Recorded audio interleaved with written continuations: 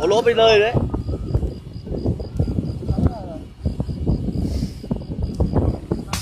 Đấy.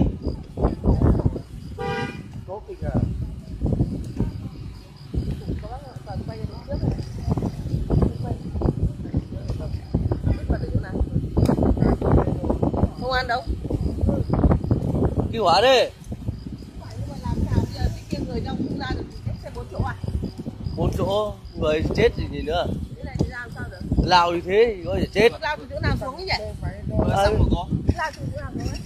Qua đây ra này có thấy sao đâu? kia kìa, nó cắm đầu đội kia kìa. Người đi trước mình sao mà? Đằng trên này xuống này.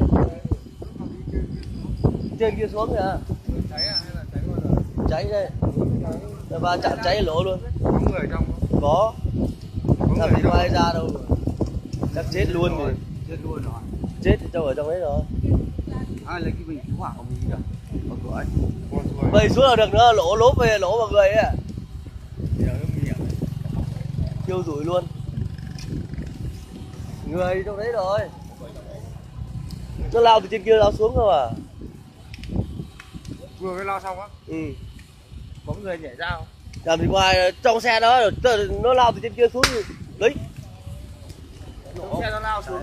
Có người không? Có chứ. Người trong chứ. Chả biết nhiều người ít người. Nó nổ từ lúc nãy giờ là Không, cứu rồi. Cứu xong à?